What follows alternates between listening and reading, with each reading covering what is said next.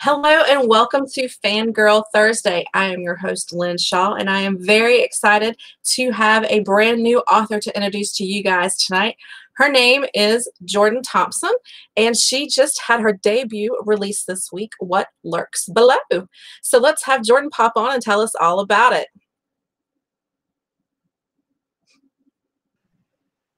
Hi! Hi, guys. It's so nice to have you here with us. Why don't you introduce yourself to us, Jordan? Tell us a little bit about you, where you're from, that kind of thing. Well, I'm Jordan. I'm from Roanoke, Virginia, and I am a hairdresser and now a first-time author. Thanks for having me, Lynn.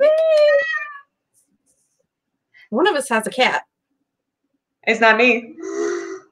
But I don't either. Uh-oh. You heard that, right, though? I don't hear anything. Okay. That's good. Carry on. It's a phantom cat. It is. That was weird. Well, I went to Mary Baldwin College where I studied English, and while I was there, I took a writing fiction class, and my professor was an author herself, and she helped me write my first manuscript. It was a different manuscript, but that's where I kind of first learned the ropes of all this and got hooked on it. Awesome. Awesome. So this is the first book that you've written that you've had published. So this is the first week. It actually came out on Tuesday. Did you do anything in particular to celebrate? I know we're all quarantined, but yeah, we didn't do much. We're quarantined. My husband's working from home. I'm at home. Everything's kind of shut down. So just kind of enjoyed the day and looked at my book a little bit. Was just excited that the day had come. How do you feel about it now that it's out there? I'm sure leading up you were nervous, that sort of thing, but now that it's out in the world, how do you feel? I'm excited. It's a little nerve-wracking having it out there for everybody to see, but it's one of those things that just worked for a long time to get there, and then it happened, and everything happened all at once, like the revisions and the editing and the publication, and it just all happened all at one time. So it's just been kind of crazy, but it's been really fun. Out of all the publishing houses out there, what made you go with Monster Abbey Publishing? Well, I read Mary, the publisher. I read her bio, and I just felt so connected to it because Mary had had trouble in the secular publishing industry, and they didn't want her Christian messages or her clean messages. And when I saw that she started her own publishing company for clean and edgy stories, I thought, well, there we go. Like, she has kind of been through what I've been through and wants to kind of put out the same sort of messages, because the young adults, the middle schoolers, the teenagers, they have so much bombarding them and they go through so much, and it would be nice to have more clean options for them so they don't get so much like bombarded at them at such a kind of a tender age, but still have fun stories that are relatable and edgy and, you know, creepy. And you nailed it in both of those categories. Thank you. Where did this story idea come from? The idea came from a very weird dream. It was very vague. It was very brief. And I woke up and I was thinking, what was that? But it was something that I just couldn't put down. So I wrote it down, and then I locked it away for like a whole year. And I just couldn't shake it. It just kept coming back to me. So I prayed and I prayed, and I thought, Lord, what in the world am I supposed to do with this? And so he just helped me kind of weave this story around the dream, and it became What Lurks Below. And that's pretty much it. And it came out fast. It came out faster than anything else I've ever written. How long did it take you to write it? To actually put it on paper, a few months. And then I worked on revising for a while, and then submitted, you know, to publishers, and that's a fun little journey. So that took a while. And then I worked with Mary and Cammie, and then Lydia Kraft, one of our awesome editors. I worked with them for several months on revisions, and they just made this beautiful, crisp story out of what I had put together. And so it was really just an awesome team effort. Sorry. Awesome. Okay. I enjoyed reading it. Why don't we tell everybody else out there about the book, show them the cover, and have you read the blurb for us? Okay. Well, this is the cover with all the pretty colors. And Cammie Larson, she designed this cover because she's fabulous. So I'll read you the blurb. It says, At Colony, no one knows where the children came from. No one talks about how they were babies when they were ripped from their parents to be raised in the tin can. No one knows, that is, except Amelia. At 13, Amelia remembers a mother who loved her. She remembers fresh peaches and ice cream, not the calorically rationed food that tastes like stagnant swamp water and chemicals. Desperate to hold on to her memories, Amelia shares her past with her younger brother, Alex. She teaches him about the reality of the garden and its power to provide safety and love. Soon Alex learns that life at Colony is more dangerous than he thought. He spies an enormous black something lurking in the water, while no one seems to notice it at all. Fear of the creature has Alex thrashing in his sheets in bed. His marks drop, and Council insists on Amelia telling them what is wrong. Amelia tries to keep up appearances, but Council refuses to believe her and locks her up. If Amelia isn't willing to forego the love she felt and the life she had come back, then Council will throw her in the water to meet whatever it is that lurks below the tin can. One of the things that I liked about this story was you see majority of it through Amelia's eyes. In the first half of this book, because of the way they're raised and the way things happen in the tin can, the children don't really interact with one another that much and carry on conversations. So a lot of the book at that point, there's not a lot of dialogue. So how easy or difficult was it to primarily just write through Amelia's eyes? That part was pretty easy for me. I'm not super great at social things always, so I kind of think a lot through my head. And you know, Amelia, she's sort of alone, and she's the only one who knows all these things. So she's stuck in her head, just thinking through and remembering and dealing with her life the way it is and the way it was. And so that was easy for me to just kind of get her stuck in her head. Sorry, I neglected to silence my phone. That's it. We all have quarantine brain. We had the whole discussion. Did I do it? No. It's hard. It's hard. This book reminded me of being in middle grade and taking an English lit class. I always had, you know, honors and AP courses and all that, and that started in middle school with a lot of that. And this book reminded me of one of those books that you had as part of your assigned class reading, where everyone read it. You usually had to do a term paper or something on it, but the teacher would stand up and dissect the book and compare it to all these, you know, current day things or what have you. And pretty much give you a whole new perspective for the book.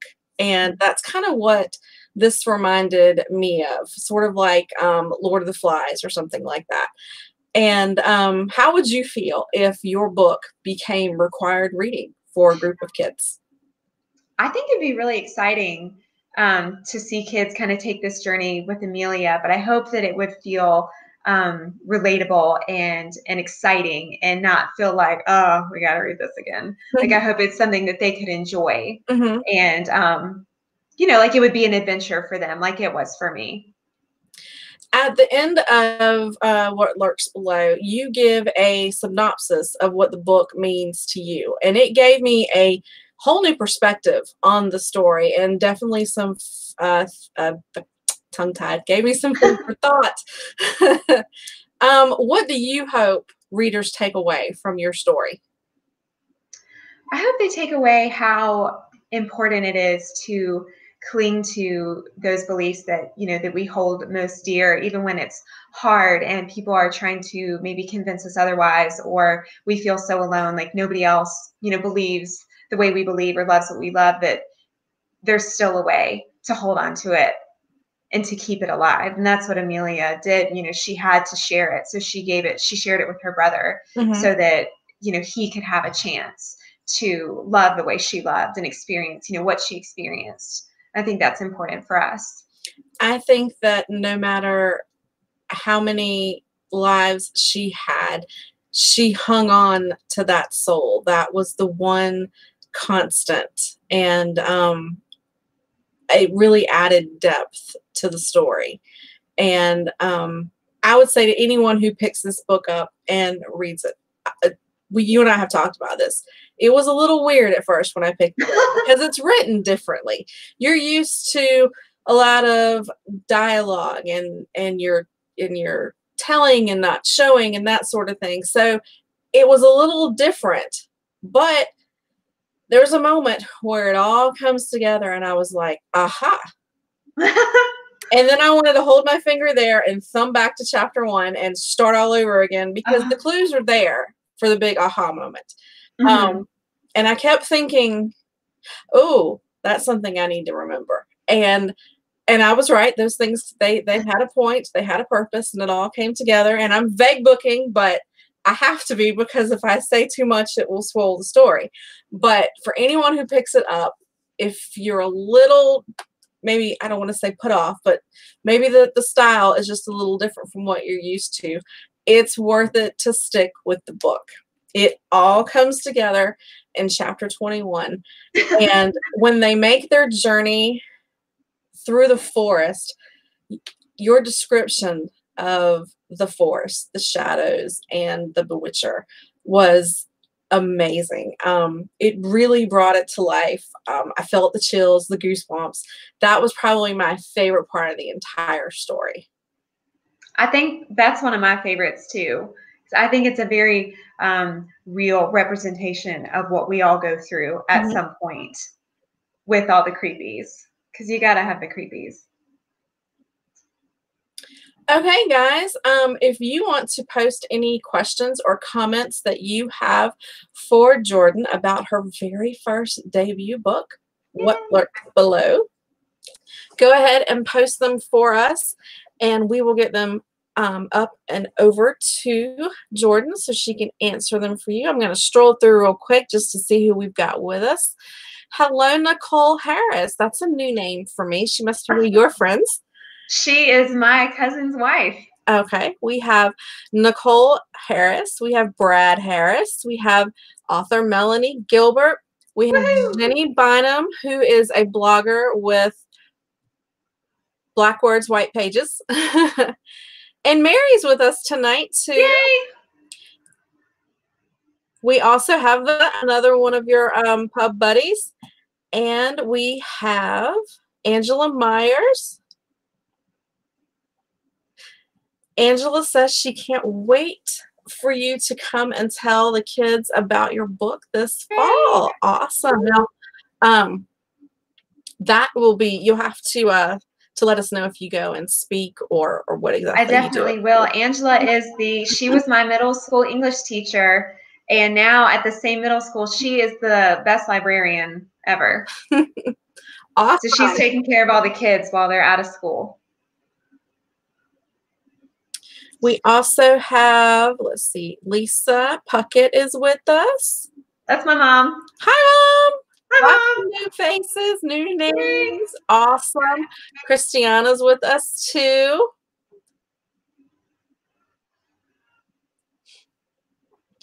All right, if you guys will post any questions that you have, let's see. Christiana says she's dying to read this book. She loves sibling stories. She wants to know if you have any brothers or sisters that help inspire the characters and relationships. I have an older brother who is much smarter than me, just like Alex is quite a bit smarter and more focused than Amelia. Alex is a genius. Yeah, he's real smart. My brother, he's real smart. And when we were in school, I would have to study with my mom, which that's no fun when you're a kid. And she'd call my spelling words and quiz me on things. My brother, he's over there like, doing whatever because he was smart and, he absorbed everything in class and he just got the awesome grades and was just so smart and mature. And so I know Alex is younger than Amelia, but he has that maturity, that intelligence that you should do better and try your hardest and retake that test. So that's a little bit where that came from. Vanessa has 2 questions for you. She wants to know what the inspiration behind The Colony and the Forest are, and also if there will be a sequel. So as far as Colony, I read The Giver in college. I was a little late on that. And I loved how, oh, everything seems great, but all these things are missing. Mm-hmm. And, you know, they want you to think like everything's great, but only the giver knew like you need all these other things to have a full and complete life. And so I just kind of took that a step further to make it a little more twisted and intentional with their, you know, diabolical plan to keep Amelia down. And then the forest, you know, the forest is super pivotal because in Amelia's world, like to get to the garden, you have to go through this forest. And I wanted it to be, I think we all get to that point in our lives where we have to make a choice. And that's what it says on the back cover. And, you know, seeing as a choice and all these things. That's the choice in their world. It's the very physical choice. Like you want to get to the garden and to the, you know, to the safety, you've got to make this very, you know, kind of hard journey. And I thought that it'd be kind of interesting to bring to life those, you know, those forces that we don't see. I don't want to give too much away, but kind of when I was writing this book, I was doing the, it's a Priscilla Schreier Bible study of the armor of God. And she talks about, you know, all of these things the Bible tells us are on the other side of the veil that we don't see with our physical eyes. And so Amelia, she sees these things. Mm-hmm. In the forest, they all come out to play. So it's kind of the physical representation of what is talked about in Ephesians and why we need that spiritual armor. And there could be a sequel. I know it's open for a sequel. There's I think a very logical next step to take. I just don't know how to take it. So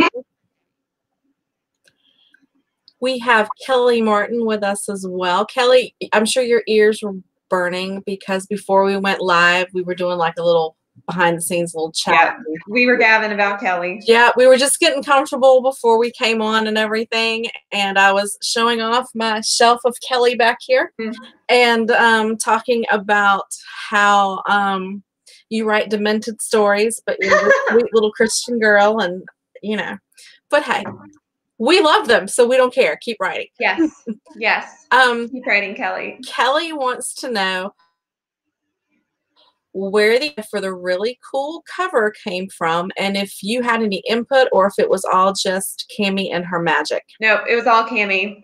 It was 100% Cammie. And she was really cool. She kind of, I'll show you, kind of with the font.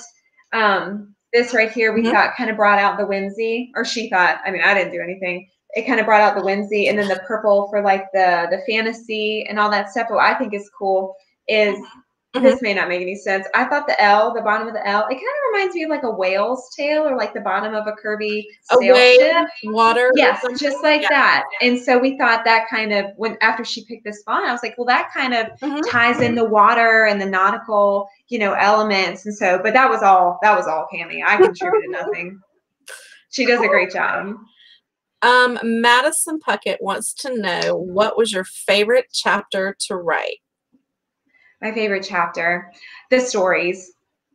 Definitely Amelia's stories that, you know, she tells Alex. That was my favorite part to write. And they were, when I first wrote them, they were kind of vague. They were very vague stories that I loved because they didn't make any sense. And the old fairy tales, like the Grimm fairy tales and all those things, you know, that they say we shouldn't read to our children anymore. Like they're creepy. They don't make maybe the most sense. And so when we were revising, Lydia, my editor, she was like, maybe let's solidify these stories just a little bit more and kind of put a little more detail and conciseness to it. So that's what we did. And that was definitely, I think, my favorite part to write.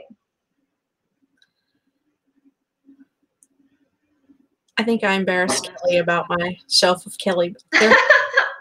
It's a Kelly shrine. It is. It says I love books, and yeah, it's got a little mask back there. It's my Kelly shrine. Here we go. When I finally meet her, I'm gonna be her best friend. She doesn't know that, but I am. I'm totally gonna be her best friend. Number one fan. We're gonna have our picture taken together, and then there's gonna be a Lynn and Kelly on the I Love Kelly shelf. So there you go. I'll be all set. All set. Vanessa's bragging on Cammie. Props to Cammie. She does do an awesome job for She does. covers. I love the Monster Ivy covers. They are some of my favorite books, and I always try to get them when they come out just because I want that awesome cover on my shelf. You want to display them on a shelf like they're artwork. They're not books. They're art. Yes. I have 3 bookcases behind me and they're full. So I told my husband I want to take those out and I want to just literally put shelves on the wall because I can make them a little narrower and I can put them a little closer together and all that, you know, and so I'll have more space. And I'm like, yeah, and when I do all that, then I'm going to need some more books too. Yeah. You can never have too many. No. And if I have to, I can rearrange the room and put my desk and computer in front of the window. And then I have another wall over here that I can add shelves, more books and things. Maybe find a way to hang some from the ceiling, you know, really utilize that space. But yeah, I was thinking, you know, when I do that, I want to get some cute stands because there's some books that, you know, I love the covers so that I can have them turned around and display them. I don't have a lot of room for that right now in order to fit everything on there. So hopefully after the quarantine and all that, we can get out and about. So many plans for after quarantine. I know. My husband still is essential, so he has to go out. He's in pest control, so he doesn't really see a lot of people. But he comes home and he showers and he throws his clothes in the washer because I have a weakened immune system, so that's why I'm at home. I don't want to catch anything. Because insurance is considered essential, and my office in Savannah is still open, and people are there, but not me. I'm working from home. I got to keep me safe. That's right. Yeah. So you can promote all the books and read all the stories. Yes. And I do legitimately work from home. I do sit in front of the computer and I do insurance work and I do get a little sidetracked, but I mean, for the most part, I'm really on top of it. It's easy to get distracted at home. There are too many things to do, too many things to look at. Or the dog comes in because that's nice for them to have someone home all day long. I have one that just lays behind my chair and she's fine with that. The other one, she just pops in periodically and she's a bloodhound and she'll stand up on my lap. So her head's right here and she's like, well, you're home. So you will pet me, you know. And then of course, because somebody's home, they want to go out like every half. I think all the pets are going to need therapy when all this is over and we have to like leave them. They're going to be so confused. Mine are used to that my husband and I are out of the door by 8 o'clock in the morning. And then he's usually home at 2 or 3 in the afternoon and I get home around 5 or 5:30. So they're used to being by themselves all day. And now there's someone here all the time and they get to sleep like an hour and a half later because I just have to get up and walk down the hall and nobody's there to see what I'm wearing. So no, they're spoiled babies. I have 2 and they're just the rottenest things. And one of them, my littler one, she used to work with me sometimes because when you're a hairdresser, there aren't that many rules. But now that my husband and I were both home and they're like extra snuggles and extra time to go outside and play, it's like the best time for animals. Let's see if we have any other questions popping in. Here we go from Brad. Brad wants to know who was your biggest influences writing the book? Well, let's see. So I've already talked about my brother and his smartness. For Alex, Brad's my cousin, so we had the same grandma. And my sweet nanny, she is a prayer warrior. So if there's anybody who knows what's going on the other side of that veil, it's Nanny. So I kept that in mind a lot. I did a lot of praying while telling this story. And then I think my own snarky thoughts, they kind of come out in Amelia a little bit. So we got a lot of family. We got a lot of family stuff going on in the book. My husband, he's not a big reader, so this is a big deal that he's reading this. He got to one part and he's like, your demented little humor is kind of showing right here. And I was like, yeah, that's me. And there are other parts. It's like, you know, my brother and things that I've just like learned from like my nanny and from Bible study and from prayer. And so there's a lot going on in there that's just really special to me. Let's see. We have Laura with us as well. Laura's a new face too. You brought Laura. lots of people with you. That's right. My mom put the word out because Awesome. I'm not that great at telling people things. Awesome. Gotta love moms. Yay. Brad says that the cover is simple but sweet and to the point. He loves it. And love you, cuz. Hey, thank you.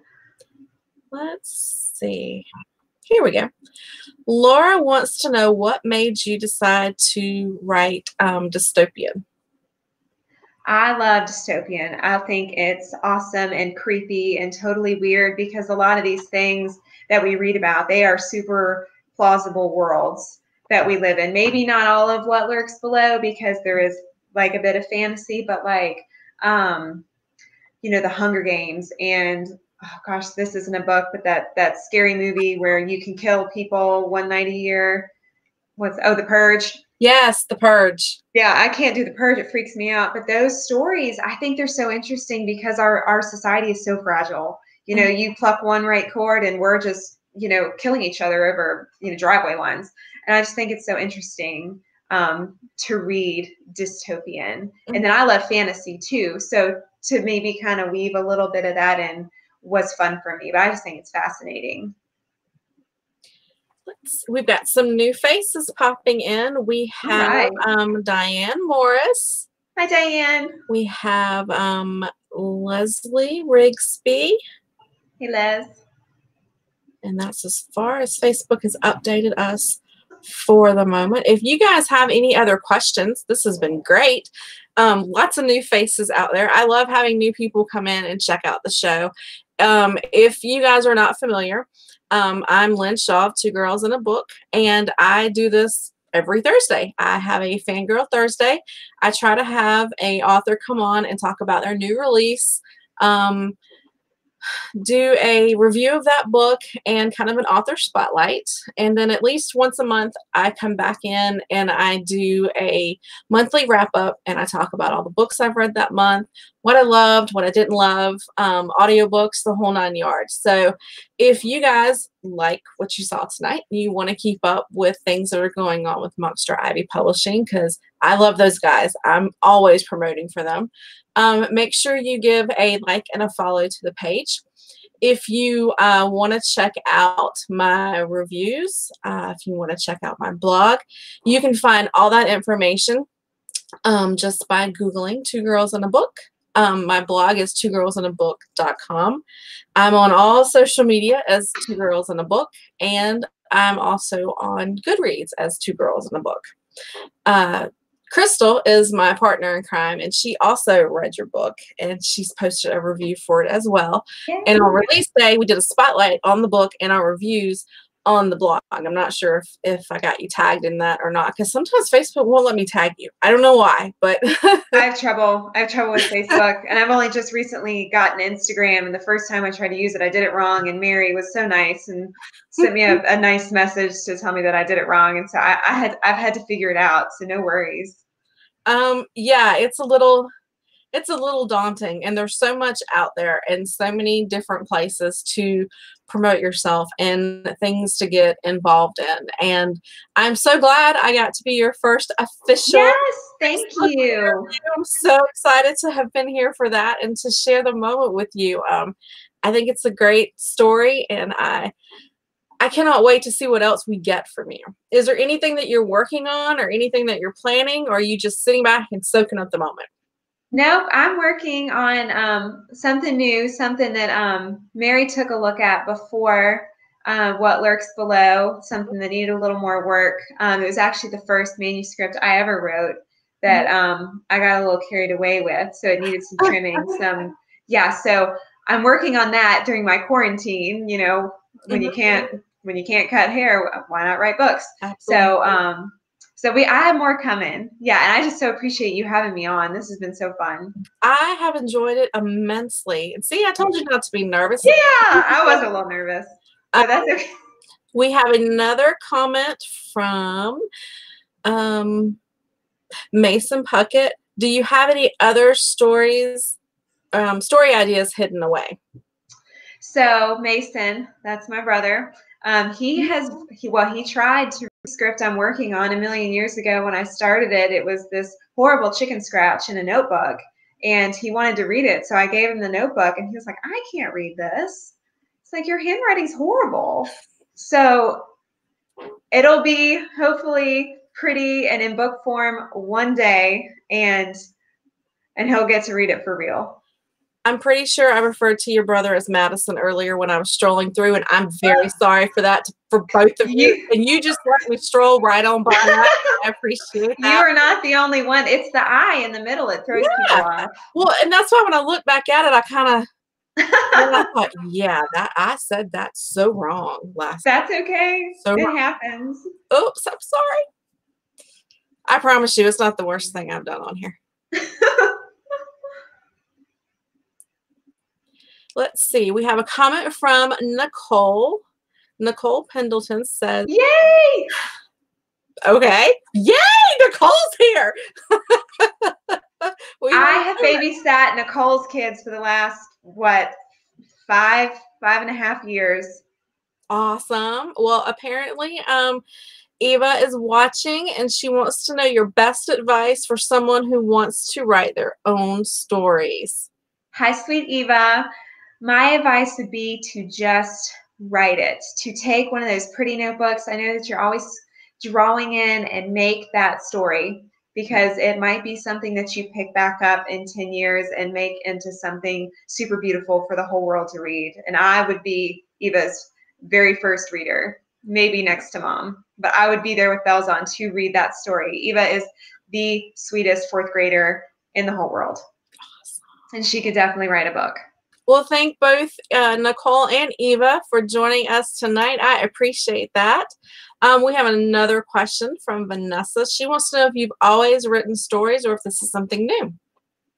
I started writing stories, gosh, my first, I guess, non-school story I wrote in the 6th grade in a notebook.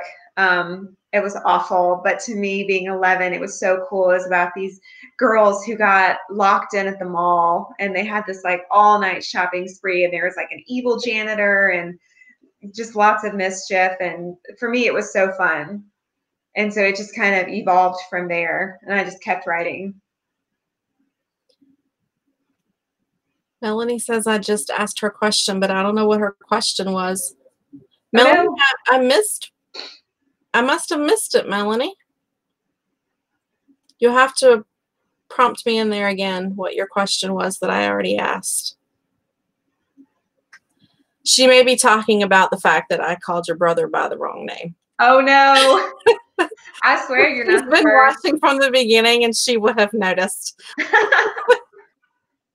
It happens. What? And it's late. You know, when you get in the evening, my brain shuts off. One of those light things, you know, to brighten me up a little bit. Otherwise, it's a little dark and shaded in here.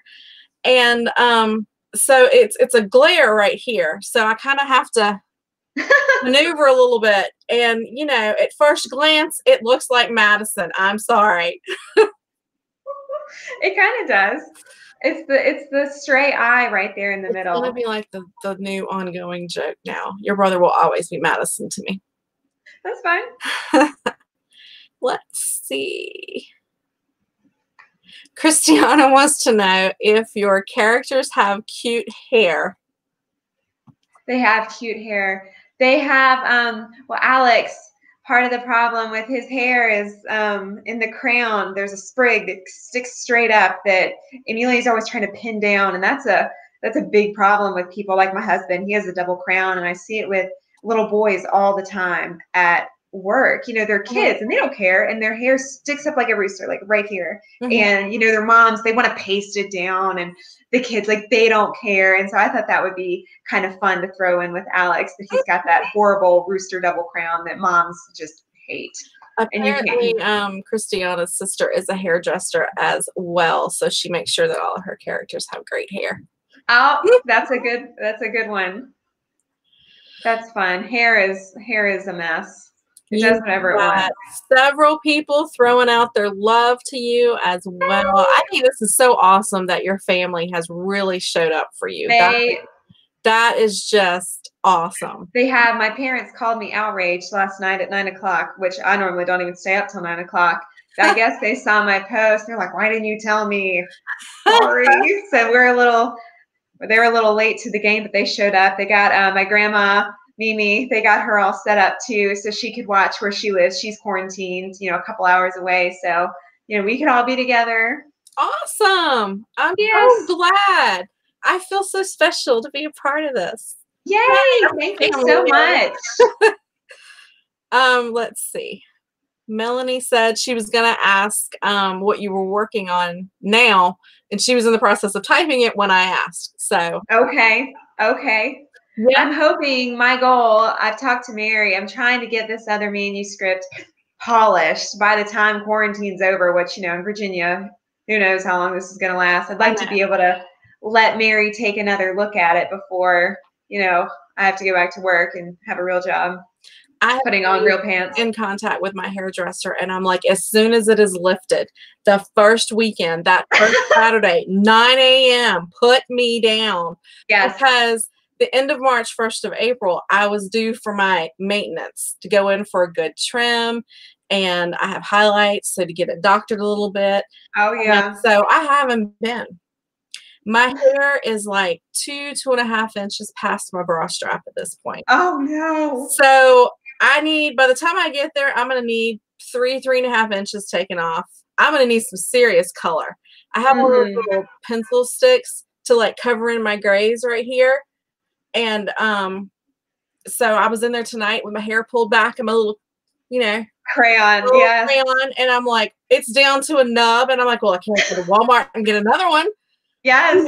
What am I going to do next week when I have a Facebook Live? Y'all are going to see me. Am I going to be like this? Just that's right. My hair. You are not alone. I've gotten a lot of those texts there, and so it's just How do I cut my hair at home? The tip for anyone who's wondering: do not saw your bangs straight across at your eyebrows. You'll look like Lloyd from Dumb and Dumber. It's not worth it.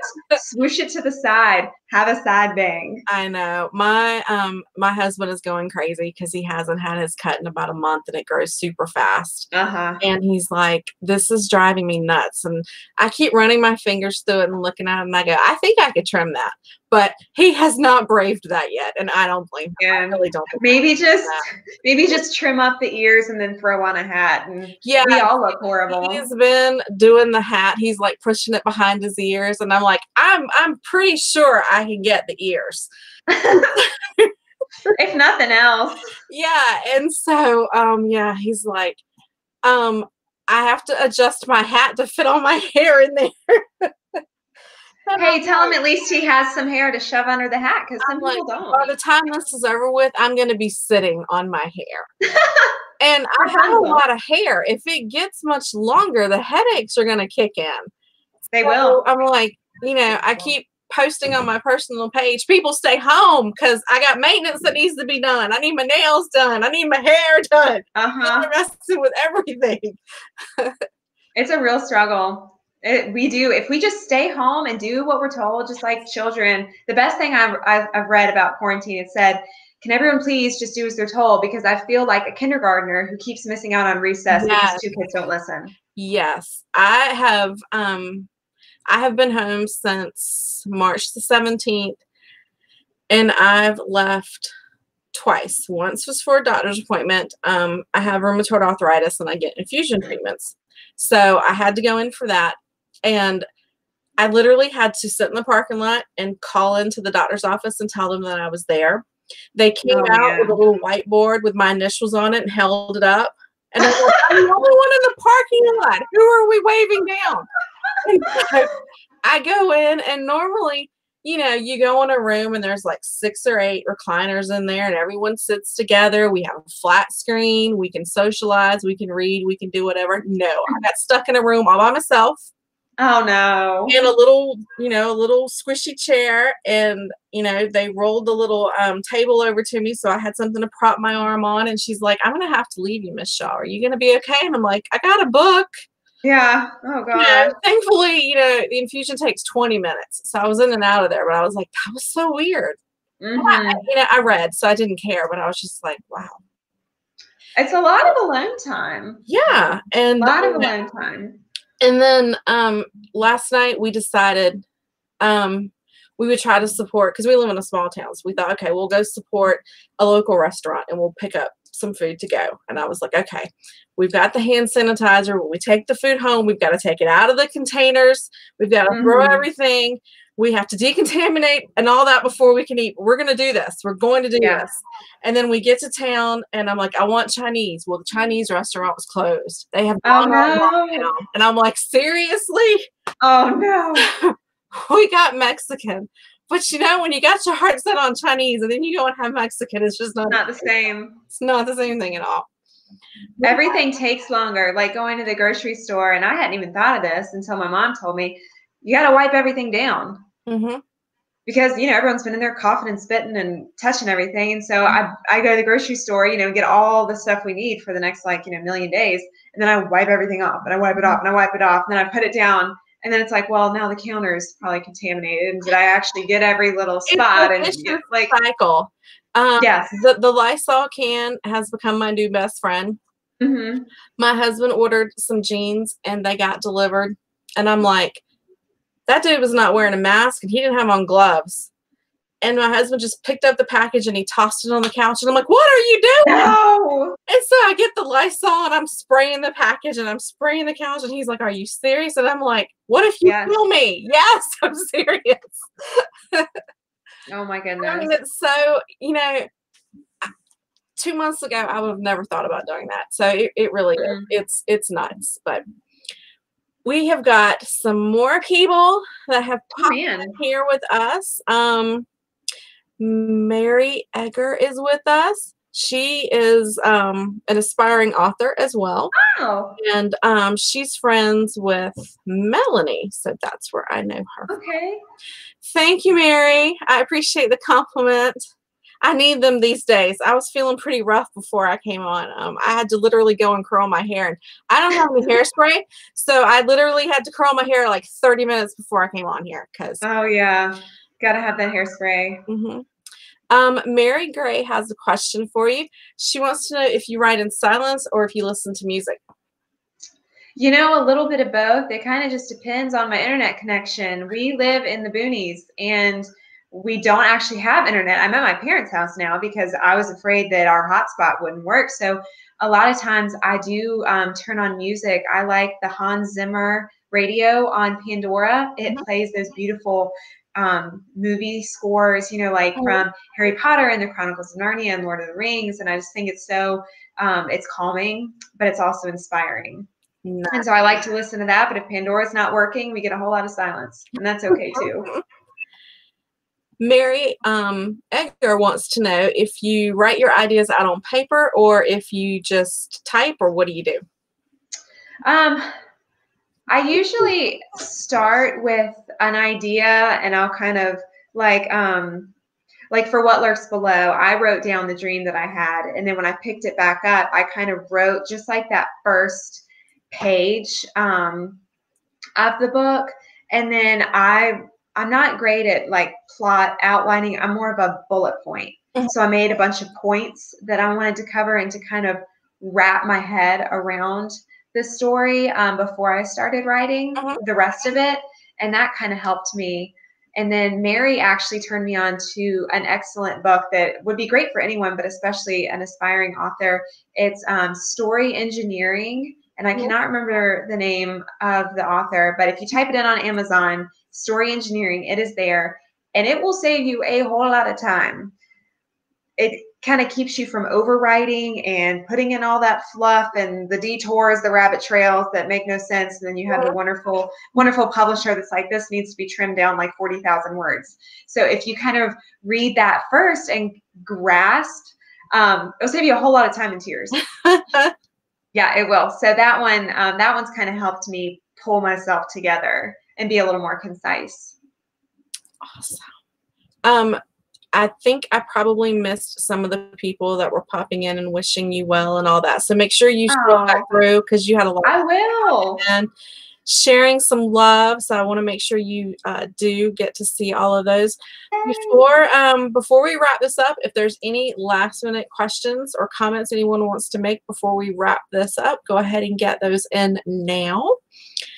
And while we're waiting, you have been a fantastic guest. Thank you so much for doing this. This was Thank so much you. fun. You had a great turnout, and the family, go family. Yay. Thank you, guys. Y'all are all so awesome. I'm sorry I didn't tell you sooner, Mom. That was rude. I mean, imagine what she could have done with a few days' notice. She could. Yeah, Mom can really pull together a crowd when she needs to. I appreciate the exposure as well, so thank you. But yeah, fantastic. Let's see if we'll give them a few more minutes in case anybody wants to pop anything in there. So do you have plans for the weekend, being that it's the holiday and everything, but of course quarantine kind of puts a damper on that, but yeah, well, our church is awesome. For anyone who's in our area, Think Castle Baptist, they're super cool. They are doing a like a drive through sort of drama of Jesus's life, just in the parking lot. It's in the car. It was tonight, and then tomorrow and Saturday they have 6 scenes, and it's like Jesus's life, his temptation, his ministry, the crucifixion, and the resurrection. And you kind of drive through the parking lot, and they're going to have someone just speaking, I think probably about the scripture for like 2 to 3 minutes at each scene. And then on Sunday, you know, we can't go to church obviously, but they are doing for Easter a drive-in sermon, just like for 30 minutes, so we can all be, you know, semi together and celebrate Christ. So we're going to go to that. We're pretty excited. That sounds like it would be a lot of fun. Yes. All right, that looks like the end of the questions. So we are going to close this out with, if I get the computer to work. There we go. Yay. Let me pop my logo out of the way. There we go. So for you guys who are interested, you can pick up What Lurks Below by the lovely Jordan Thompson. You can get it from Amazon, Barnes & Nobles. Is it on Apple? I'm not sure. Anywhere books are sold online. And I know if you go to the monsterabbeypublishing.com website, they will have a link to everywhere where you can purchase the book. So yes. I'll make sure that I put a link to that in the comments for you guys as well. So thank you so much for joining me. I had a great time chatting with you, and congratulations. Thank you. On the book. Thank you so much. It was so great to meet you. Have a great night. You too. Thank you. Bye-bye. Bye.